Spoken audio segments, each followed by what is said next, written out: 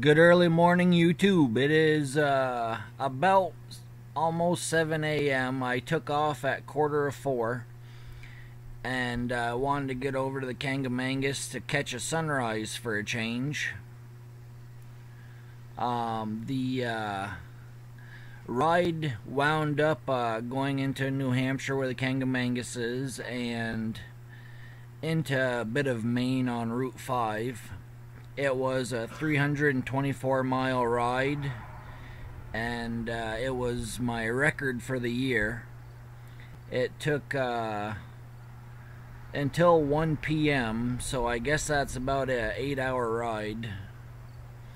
And I was definitely feeling it by the time I got back.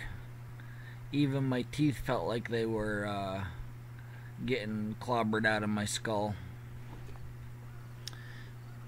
I met a bunch of guys with the New England Riders. They showed up here at the Kanc in the morning. And I also found out from another rider later in the day that a rider had hit a moose on the Kanc and it got killed. He got killed, not the moose. Also, there was another moose hit by a person in a vehicle, and the driver got killed, but the passenger wound up living but was pretty critically hurt.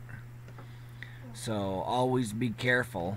I also wound up getting pulled over right after I left here. He lined up 3 vehicles in the time that he had pulled me over. So that's how much a cop can let you know to slow down in about 3 minutes time. I'll post that video later on. And enjoy the sunrise.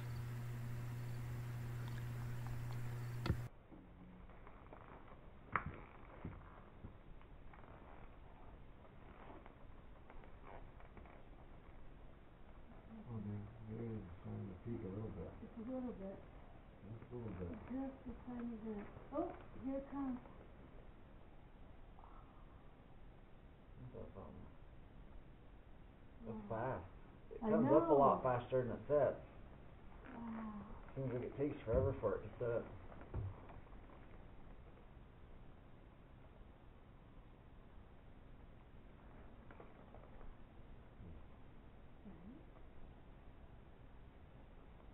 I looked at it setting so long that my bike looked like it was brown. So it probably burned out my retinas watching that son of a bitch set.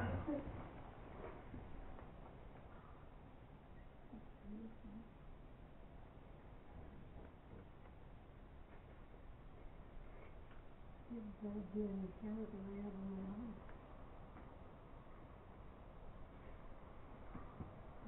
I warmed it up 20 degrees.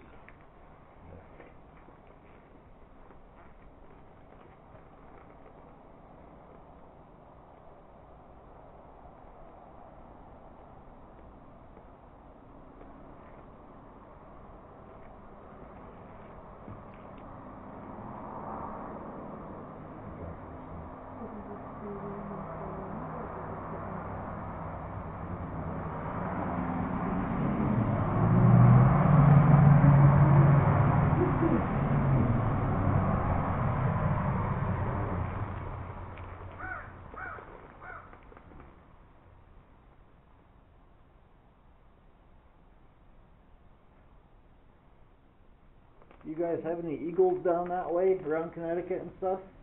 They are, but it's mostly in the nature reserves. There's Oh yeah. nowhere near any built up areas. I live in the Connecticut River Valley. Oh yeah. Okay. Yeah, the only place we see, Yeah, you know where they are too, Gene? I think we saw one up in Quabbin. yeah. In place Central like Mass, that. there's a huge Yeah. reservoir. Yeah. They're up there.